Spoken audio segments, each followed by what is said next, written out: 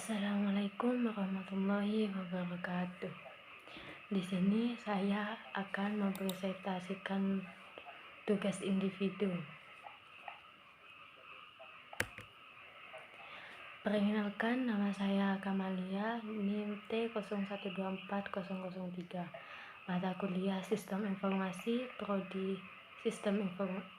Mata kuliah Sistem Operasi, Prodi Sistem Informasi, dengan judul Kajian Komparatif User Level Stress, Kernel Level Stress, dan Herbit Stress. Langsung saja ke pendahuluan. Di era komputasi modern, kecepatan dan efisiensi sistem menjadi hal utama. Perkembangan CPU, multi-core, dan kecanggihan sistem operasi memungkinkan pengelola sumber daya yang lebih baik. Program yang sedang berjalan disebut proses, namun satu proses saja kurang efisiensi, terutama saat menangani operasi lambat seperti input dan output.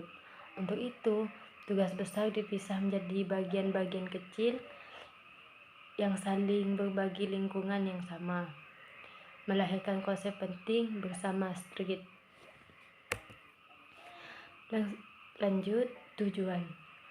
Karena perannya yang sangat penting, sistem operasi harus mencermat dalam mengatur dan menjadwalkan street, karena hal ini memengaruhi kinerja, stabilitas, dan skabilitas sistem.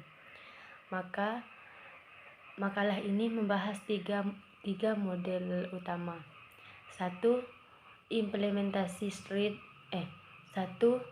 User level street, 2. Kernel level street, dan 3. Herbit street, serta meninjau kelebihan dan kekurangannya dari sudut pandang mahasiswa sistem operasi. Penjelasan secara rinci terkait model implementasi street. Implementasi street pada dasarnya berpusat pada pemetaan antara street yang dilihat oleh programmer dengan street yang dilihat oleh kernel sistem operasi. Perbedaan pemetaan inilah yang menciptakan model utama masing-masing dengan filosofi desainnya sendiri. 1. User Level Street atau ULT adalah model money to money, di mana seluruh manajemen street dilakukan di ruang pengguna tanpa campur tangan kernel. Model ini sangat cepat dan efisiensi, tetapi memiliki kelemahan utama. Jika satu street terblokir, seluruh proses ikut terhenti dan tidak dapat memahami multi-core. Yang kedua, kernel level street menggunakan model one-to-one, di mana setiap street pengguna dipetakan ke street kernel. Model ini memungkinkan paralelisme sejati dan stabilitas tinggi, karena kernel dapat menjadwalkan street lain saat satu terblokir. Namun, kelemahannya adalah overhead yang lebih besar akibat seringnya panggilan sistem atau sistem call. 3. Hybrid streets menggunakan keunggulan ULT dan KLT melalui model money to money. Banyak street pengguna dipetakan ke sejumlah street kernel, memberikan efisiensi sekaligus paralelisme dan ketahanan terhadap blocking. Model ini banyak digunakan pada bahasa seperti Go dengan konsep Go-routiness karena fleksibel dan sangat scalable. Hasil dan pembahasan. 1. Trade-off dan dominasi KLT saat ini. Ketiga, model street memiliki trade-off antara efisiensi dan kemampuan paralel. Di era CPU multi-core, keterbatasan ULT dalam paralelisme membuatnya kekurangan relevan. Meskipun KLT memiliki overhead lebih besar, kemampuannya dalam menjalankan paralelisme sejati dan menjaga stabilitas dan menjadikannya standar utama pada sistem operasi.